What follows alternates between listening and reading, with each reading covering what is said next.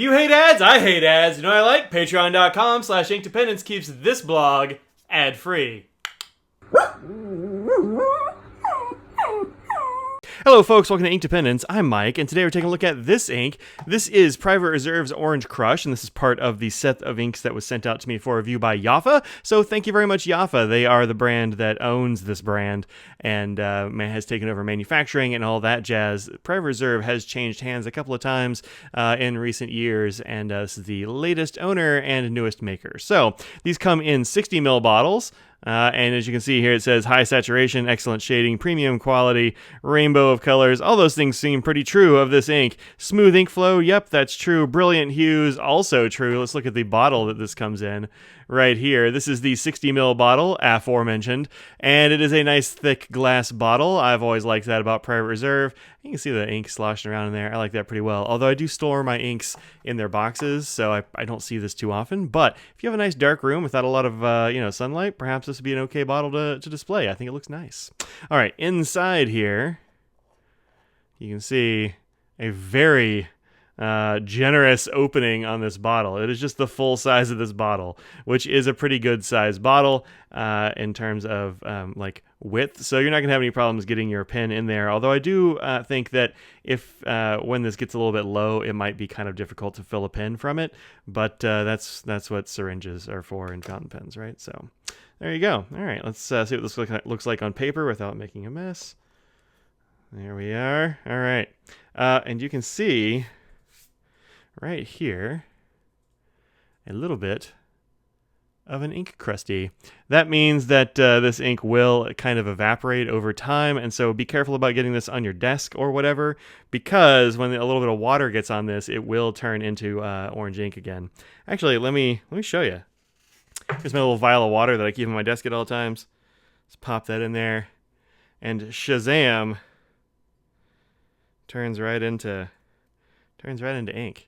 You can see, swirl that around. This whole bottle, this whole jar is going to be orange once that all starts, getting hydrated. Okay, so not a big deal, but sometimes you do get those with ink bottles, and it is worth being a little bit careful of, because otherwise you end up having a desk and an arm like mine. Okay, so let's see what this ink looks like in a. Oh, weird. Got a couple little ink smears on here. I'm actually not sure when that happened. It must have been when I was shaking the bottle around or something. So this is Private Reserve's Orange Crush, and I think this is actually a very nice looking orange. It actually looks like a lot of oranges that I like, as we'll see when we get to the thick stack of coloring cards and Colodex cards.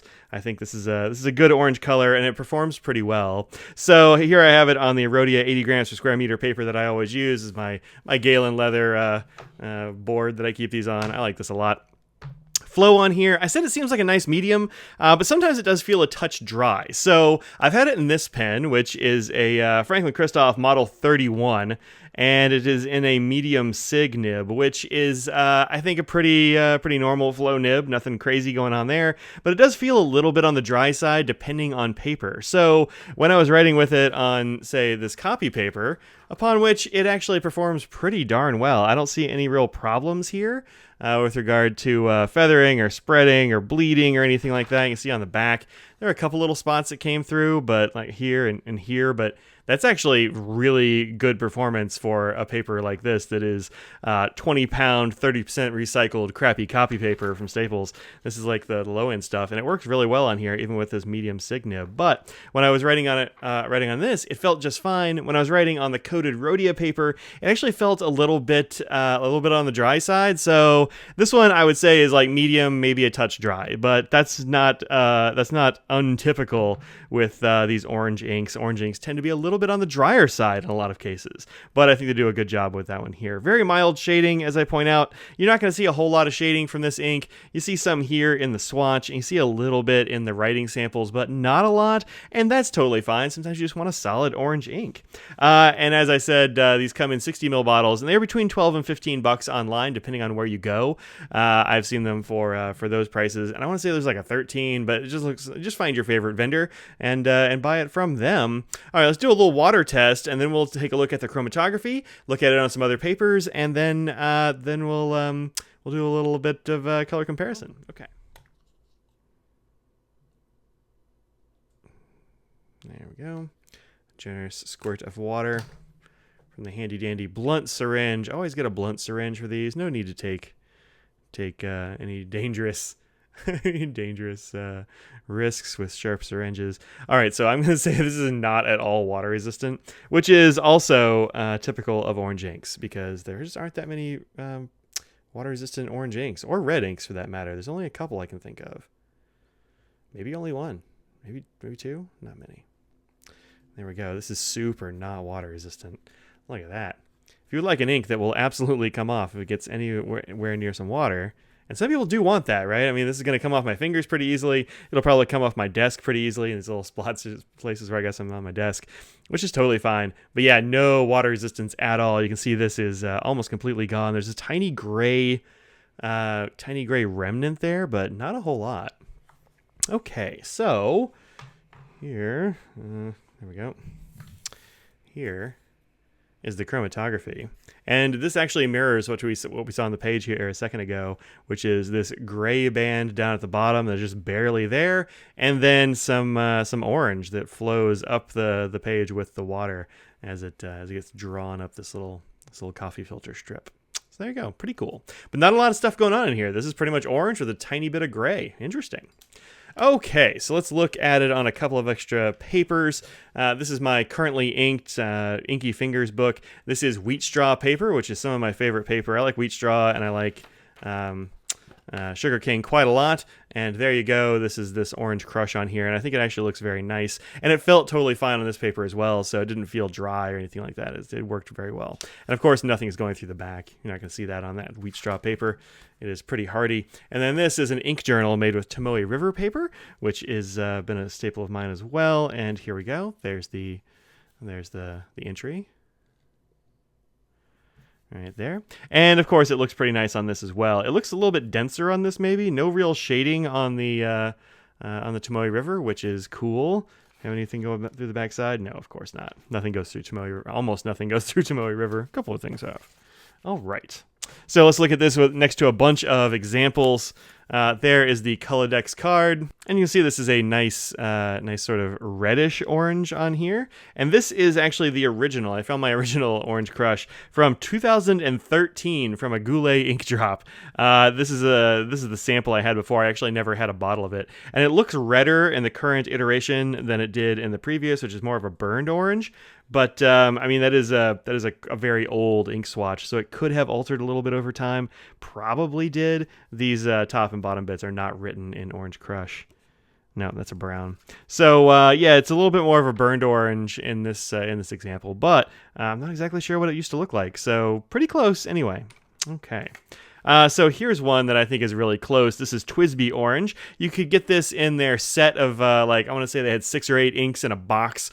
This is the Twisty Orange from that. I haven't gotten around to using that orange yet, but it is a nice color comparison here to Orange Crush.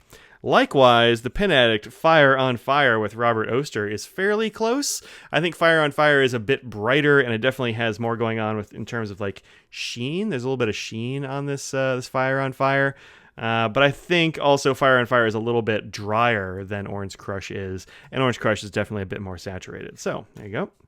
Another great orange is Graf von Faber-Castell's Burned Orange. This was sent out by a viewer. So Don, thank you very much. I keep using this. It is still in a Twisby. I really like this orange. It's real good, and it's pretty close to Orange Crush. I don't feel like Burned Orange has the dryness that Orange Crush does, but it also doesn't quite have the same saturation and hue.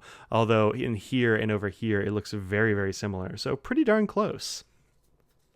Then one that's a bit darker here, we have Colorverse Tango. This was meant to be a companion ink for the Coloro 88 from Opus 88. But this one is definitely a bit more on the brown side. Oh, there, a little cat here. Definitely more a bit on the brown side than the Orange Crush is. Then a Krishna Ink. I had a couple of Krishna Inks that were pretty close, but this is the closest one. This is Krishna Sindhur, I think. Sindhar. I can't actually read my handwriting down there, unfortunately, but, you know, Sind something. I haven't actually used this Krishna Ink yet, but is that a feather? I don't know. Man. I haven't used this one yet, so I can't vouch for it, but it is a very, very similar color, these two, huh?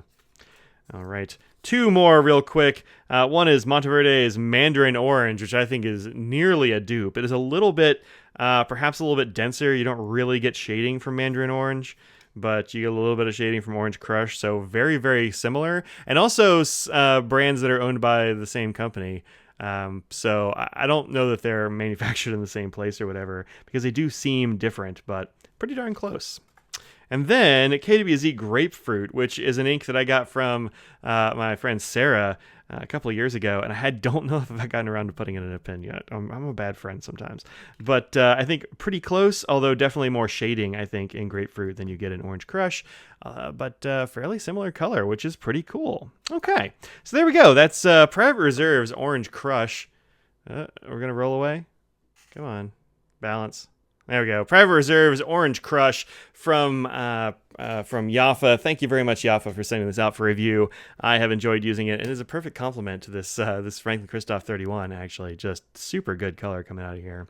So check this one out at your favorite Private Reserve dealer, and I will see y'all around the internet. Like, comment, and subscribe, please. That'd be cool. I'll see y'all later. Peace out.